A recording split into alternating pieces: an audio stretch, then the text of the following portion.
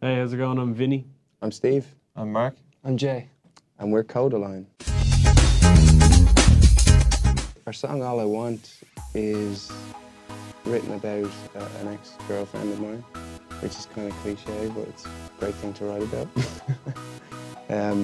We made a video for it in Dublin with a friend of ours called Stevie Russell. And it kind of just came together. He came up with this idea, kind of like a modern day Beauty and the Beast. And we all got in the video. All our friends were in it. We shot it in Dublin. Shot it for pretty cheap. And it worked out really well. It complemented the song so much. It was amazing. For us, videos are very important, but videos are really, really important in general, man. Like with YouTube and Vivo and things like that. And it only adds to the experience of listening to music, you know, when you have something visual with it, you know. So for us, though, we just wanted to make videos that kind of like complemented our music and the emotion in our music, I suppose. So, yeah. Like our main goal is to get our music out to as many people as possible, and you know, one of the best new mediums is digital media. So like, we try to embrace it as much as possible, and it's really fun to make videos as well. So we enjoy it. Well, Ireland's it's got so many big musicians and stuff, like Van Morrison, U2, because it's awesome. Yeah, it's just the best place in the world, really. You know, there's no way to quantify it. It's just Just go. It's just the best better. country ever. Like Ireland is like a really kind of big kind of music heritage and stuff like that, and such a huge part of like our upbringing and stuff like that, you know. So kind of there's so many young bands in Ireland, and there's music on every street corner, like, you know. So it's everybody, well, not everybody, but like a huge percentage of the population all plays something, or someone plays something, or someone sings, like, you know. So it's kind of like the law of averages. Everyone's got their song. A couple proposed on stage at our first show in Toronto. That was in Canada, yeah. Yeah, they got in touch and said they didn't get in touch. obviously one of them was taking the lead on this. Yeah, this guy called us and said, "Can I do it?" And we were like, "Yeah." And she said yes. So it was, you know, a lot of stress that day. We were like, We didn't have a get out plan. Like. I mean, beforehand we were going through like YouTube and just looking at all like the worst wedding proposal fails. So it just added to the pressure of like, actually, what if she doesn't say yes? We were as nervous as that guy. We played the saddest song we possibly can think of and just awkwardly end the show.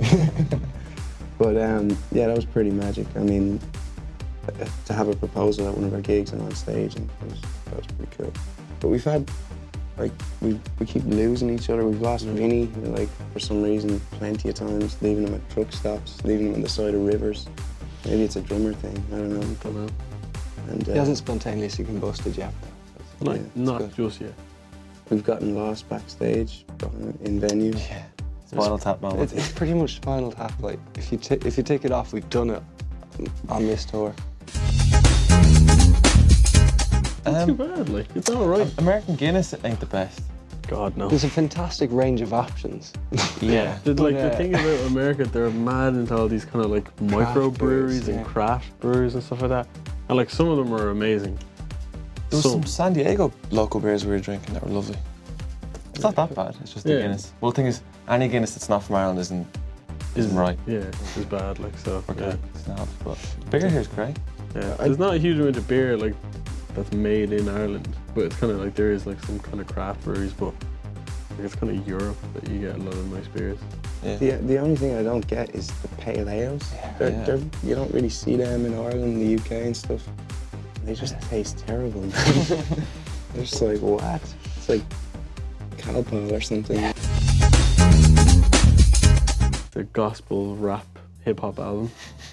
We're spreading our wings. Metal influence. It's 6 hours long. Yeah, it's an experimental album. I think it's going to be pretty similar, but we're obviously having different experiences now. So the songs are about just, you know, traveling and stuff like that. There's still songs about heartbreak and stuff like that, but Yeah, it's going to be similar. We'd like to think better, you know, because we're always trying to improve.